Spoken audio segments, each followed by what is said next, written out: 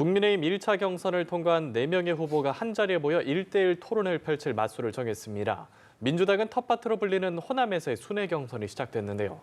네, 조기 대선을 향한 각 당의 경선 레이스, 홍석준 전 국민의힘 의원, 최인호 전 더불어민주당 의원 두 분과 이야기 나눠보겠습니다. 어서 오십시오. 안녕하세요. 예, 안녕하십니까. 내일과 모레 국민의힘 2차 경선 1대1 주도권 토론회가 진행이 됩니다. 일단 내일은 김문수 한동훈 후보, 안철수 김문수 후보 토론이 열리고 모레 홍준표 한동훈 후보의 토론이 예정돼 있는데 국민의힘에서는 계속해서 경선 흥행을 예고를 하고 있지 않습니까? 어떤 토론이 가장 좀 재밌을까요? 예, 뭐 각각의 어떤 장단점이 있을 것 같습니다. 그 김문수 한동훈 후보도 뭐 재밌을 것 같고 특히 또 안철수 김문수 후보도 사실 또 안철수 후보가 아무래도 또 AI라든지 여러 분야라든지 지금 현재 우리 대한민국 국민들이 뭐 최고로 관심 있는 분야의 또 전문가이기 때문에 이 분야도 재미있을 것으로 예상됩니다. 그래도 네. 뭐니 해도 홍준표 한동훈 후보 간에 좀 때로는 뭐 굉장히 살떨리는 그런 어떤 토론이 이어질 거기 때문에 가장 좀 관심이 좀 간다고 생각합니다. 근데 또 재밌는 것은 이 두 분이 서로 우리 서로 좀 찍자 뭐 이렇게 뭐 서로 짰다 이렇게 또 이야기까지 합니다. 근데 아무래도 그렇게 하는 이유는 물론 토론을 하고 또 뭐 때로는 뭐 심하게 뭐 다툴 그럴 가능성까지도 있습니다만 그러나 치열하면 치열할수록 국민들이 그리고 지지자들이 이제 좀 흥미를 불러일으키기 때문에 지금은 결국은 50% 과반 이상의 그런 획득자가 없을 때는 또 이제 최종 본선으로 향하기 때문에 이 토론에서의 어떤 흥행 굉장히 또 중요하기 때문에 아마 오히려 두 분이 서로 원했는 그런 어떤 느낌이 듭니다. 제가 좀 바란다면 이제 뭐 도덕성 검증 이런 건 1차 그 이제 경선 때 했었고 이제 좀 더 치열한 어떤 정책을 주제로 해서 특히 지금 이재명 후보 측에서 내세우는 것들이 정말 좌파 독재 포퓰리즘 어떤 정부를 지향하는 그런 공약들이 굉장히 많이 있기 때문에 그 공약을 비판하면서 본인만의 그런 어떤 정책적 대안을 제시를 해 주시면 어떨까 생각을 합니다. 알겠습니다. 한동훈, 홍준표 후보는 3시간 끝장 토론을 예고했고 최인호 의원님은 어떤 토론 좀 기대하고 계세요? 저는 이제 마지막 2강 결선으로 가는 후보가 찬탄파, 탄핵에 찬성한 쪽에는 한동훈 후보가 좀 유리해 보이고요. 왜냐하면 아무래도 당대표를 지냈던 또 저력이 있고 의원 숫자도 지지하는 숫자가 많고 당내 기반이 상대적으로 안철수 후보보다는 좀 유리하기 때문에 한동훈 후보가 결선으로 갈 것 같고 또 김문수 후보가 탄핵을 반대했던 후보 홍준표 후보보다는 좀 상대적으로 좀 유리하지 않겠는가. 왜냐하면 한덕수 대행이 출마를 지금 할 수도 있는 상황이기 때문에 마지막 관문 한덕수와의 어떤 후보 단일화를 상당히 좀 개방적으로 열어놓고 있습니다. 그런 측면에서 조금 상대적으로 중도 보수 또는 강성 지지층도 정권 연장에 대한 열망들이 다 강하기 때문에 그런 측면에서는 김문수 후보가 좀 우위에 서지 않겠는가. 그런 면에서 가장 재미있는 대진표는 각각의 결선으로 올라갈 것으로 보는 김문수, 한동훈 이 대진표가 뭐 그나마 좀 상당히 주목을 끌지 않겠나 봐지고요. 김문수 후보는 한동훈 후보에게 한동훈 대표 시절에 배신을 했기 때문에 윤 대통령을 배신했기 때문에 계엄을 내릴 수밖에 없었고 또 가장 탄핵에 앞장섰기 때문에 한동훈 후보 때문에 또 탄핵을 당했다 하는 그런 배신자론을 집중적으로 부각할 것으로 그렇게 보이고요. 반면에 한동훈 후보는 가장 윤석열스럽고 또 가장 탄핵에 반대했던 사실상 계엄을 옹호했던 김문수 후보로는 탄핵에 찬성하는 70%의 어떤 국민들, 특히 중도에 전혀 소구력이 없고 호소력이 없어서 필패 카드일 뿐이다 라는 식으로 김문수 후보를 상당히 몰아붙이지 않겠나 막 그렇게 봐집니다. 그러나 전반적으로 국민의힘의 경선은 한덕수 후보의 어떤 차출로 한덕수 후보 대행이 얼마나 이제 출마를 할 것인가 이런 부분으로 다 관심을 가지고 심지어 뭐 국민의힘 의원들조차도 마음에는 또 한덕수 대행 쪽에 있다는 의원들이 뭐 수십 명이 된다는 그런 보도까지 있을 정도로 국민의힘 전체 경선은 상당히 관심을 좀 덜 끄는 그런 사항이다. 기대만큼 그렇게 경선이 국민들의 관심을 끌지 못한다는 지적을 아울러 드리겠습니다. 네, 한등 이야기는 잠시 뒤에 좀 더 자세하게 해보도록 하고요. 국민의힘에서는 대선 경선 후보들 간의 새몰이 경쟁이 치열해지고 있는 모습입니다. 2차 경선에서는 당원 투표 결과가 50% 네. 반영되지 않습니까? 네. 4강전에 나서는 후보들이 당심을 끌어오기 위해서 어떤 전략들을 펼칠까요? 예, 그렇습니다. 1차 경선은 이제 역선택이 반영된 100% 국민 경선이고 2차 경선부터는 이제 당원 50%로 이제 경선 방식이 바뀌게 됩니다. 그렇기 네. 때문에 1차 경선 때와는 전혀 다른 지금 선거운동 전략이 필요하죠. 그래서 네. 아무래도 당원들에 대한 많은 어떤 지지 호소가 좀 있을 것으로 예상이 됩니다. 당원들은 좀 상대적으로 자유우파에 대해서 좀 더 강한 어떤 그 지지와 관심을 표하기 때문에 상대적으로 뭐 탄핵 이슈라든지 이런 것들도 조금 더 치열해질 가능성도 있습니다. 그러나 무엇보다도 더 중요한 것은 이 당원들은 오랫동안 당을 지킨 주인이기 때문에 누가 본선에 나가서 이재명 후보를 이길 수 있을 것이냐 이런 점에 대해서 굉장히 많이 관심이 있고 다른 분들보다 또 각 후보들에 대해서도 굉장히 많은 이미 기존에 정보가 있는 상황입니다. 그렇기 때문에 상대적으로 많이 알고 있고 그리고 뜻도 강한 이 당원들을 어떻게 설득할 수 있느냐 이런 문제가 가장 핵심이 될 것 같은데 그러니까 자연스럽게 뭐 의원이라든지 당협위원장이라든지 그리고 좀 세가 있는 그런 어떤 당원 지지 그룹들에 대한 어떤 공약, 설득 이런 것들이 굉장히 좀 중요하게 접근될 것으로 생각이 됩니다.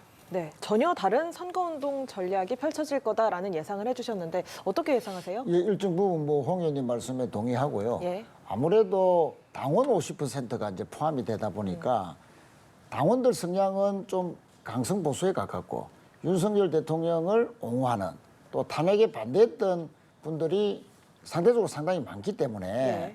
아무래도 이 2차 간문의 주 포인트는 이런 보수 강성 국민의힘 지지자들이 탄핵 반대했던 후보들에게 각각 2명 다 결선으로 올라 보낼 만큼의 어떤 응집력을 보이느냐.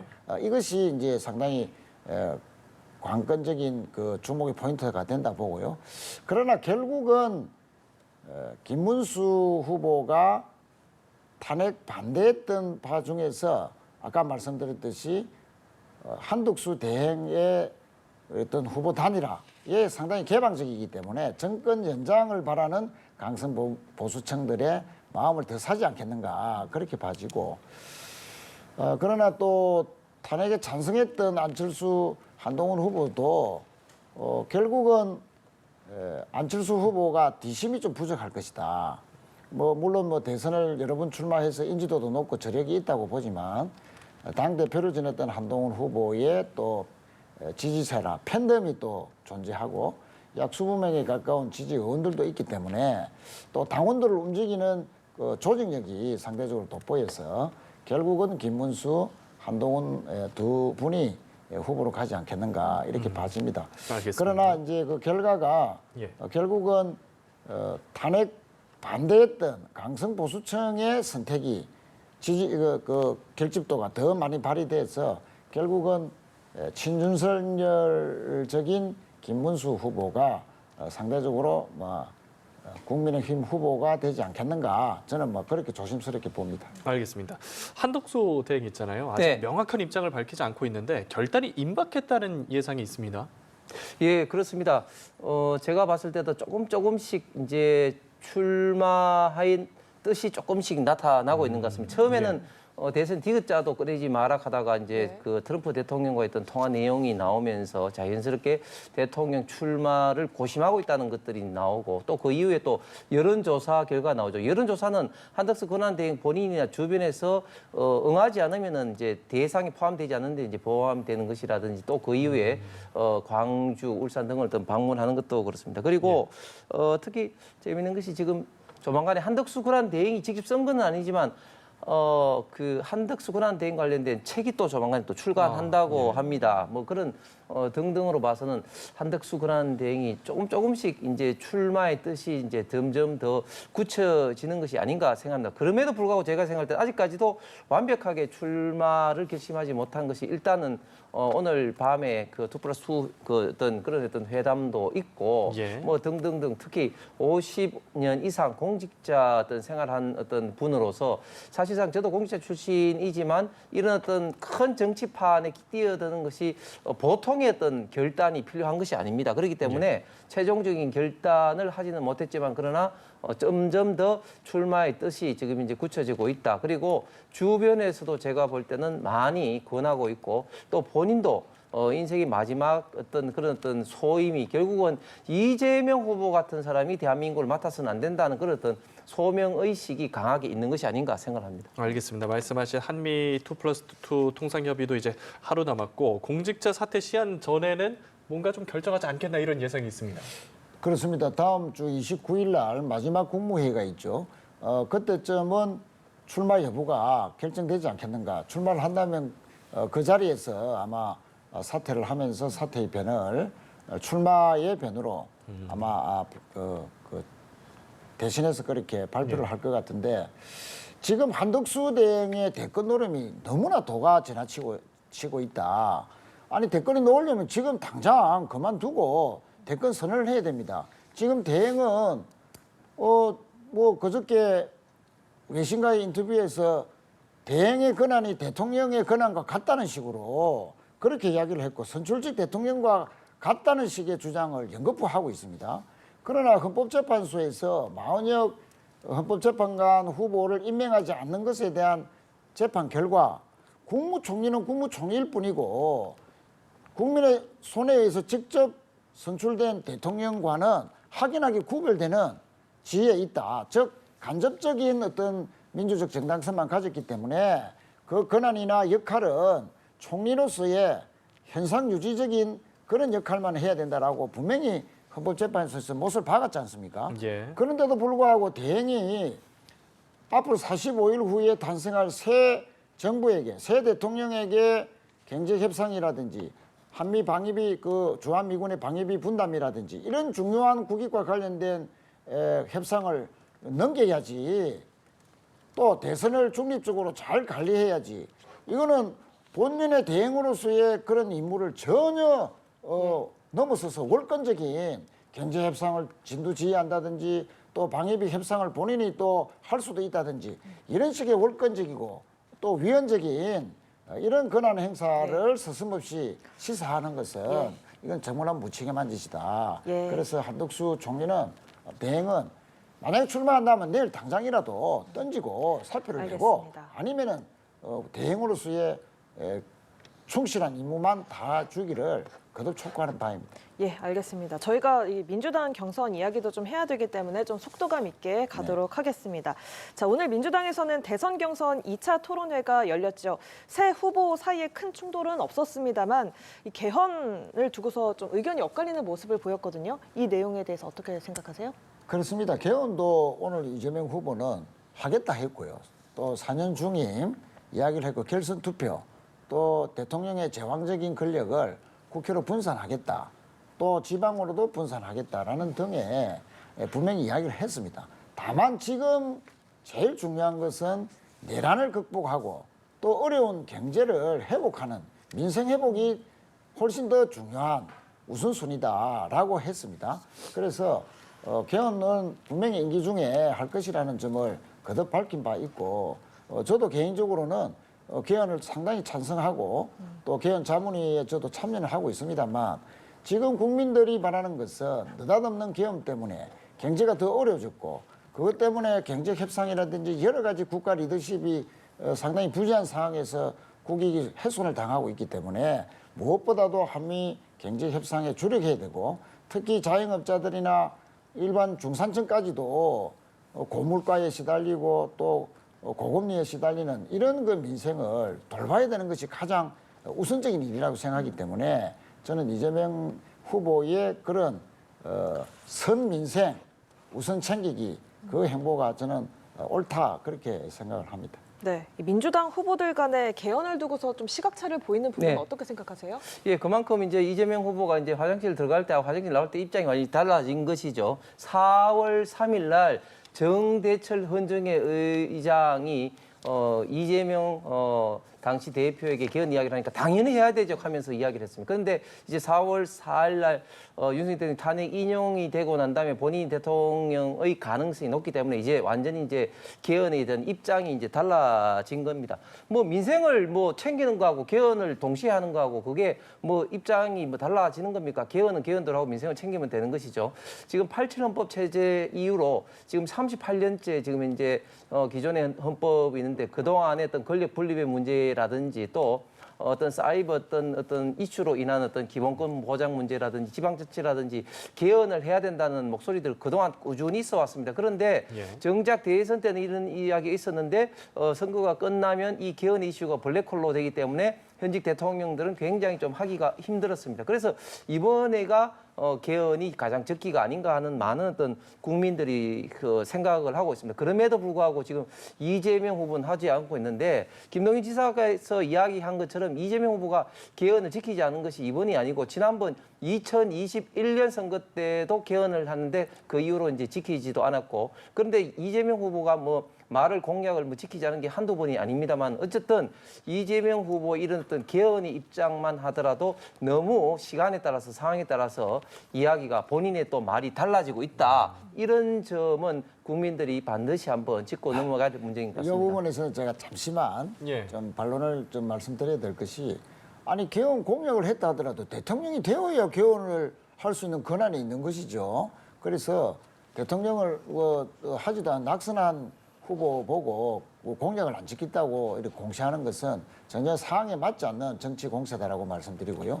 오늘 그 개헌과 관련해서 김경수 후보는 상당히 이재명 후보에 대한 입장을 상당히 지지하는 그런 이제 주장을 했는데 예. 사실은 3년짜리 대통령 임기를 하자는 것은 집권하자마자 레임덕에 빠질 수밖에 없고 지금 산적한 국정과제를 레임덕에 빠져가지고 어떻게 지금 내란 극복을 하고 한미 FTA나 경제 협상을 제대로 해내겠습니까?